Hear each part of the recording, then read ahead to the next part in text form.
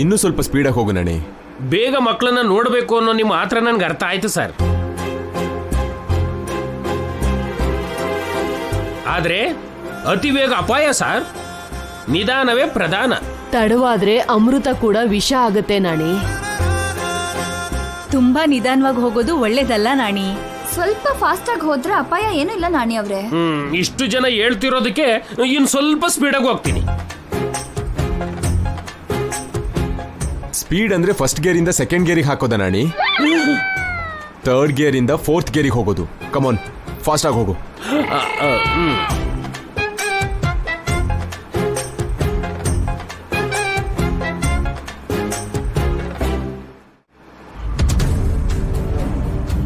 ಬೇಗ ಹೋಗ್ರಿ. ಮಾಮೂಲಿಯಾಗಿ ನಿಮ್ ಬಾಯಿ ಸುಮ್ನೆ ಇರಲ್ಲ. ಈ ಟೆನ್ಷನ್ ಟೈಮಲ್ಲಿ ಟೆನ್ಷನ್ ಕೊಟ್ಟು ಸಾಯ್ತಿದ್ದೀರಾ.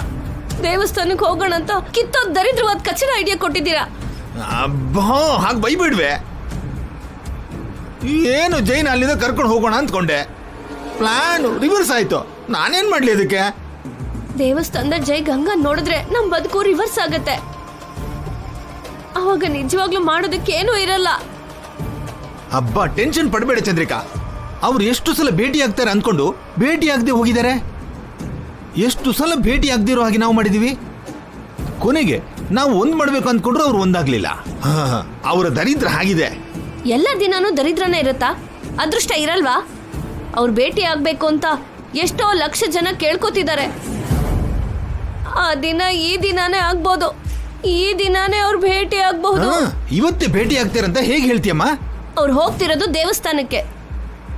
ಗಂಗಾ ದೇವಸ್ಥಾನದಲ್ಲೇ ಇದ್ದಾಳೆ. ದೇವ್ರವರನ್ನ ಒಂದ್ ಮಾಡ್ಬೇಕು ಅನ್ಕೊಂಡ್ರೆ ದೇವಸ್ಥಾನದಲ್ಲೇ ಮಾಡ್ತಾನೆ. ಮೇಲಾಗಿ ಇವತ್ತು ಮಕ್ಳು ಹುಟ್ಟಿದ ದಿನ. ಗಂಗಾಗೆ ಆಕ್ಸಿಡೆಂಟ್ ಆಗಿ ದೂರ ಆಗಿದ್ದು ಇವತ್ತೇ. ಇಷ್ಟು ಒಳ್ಳೆ ಶಕುನ ಇದೆ.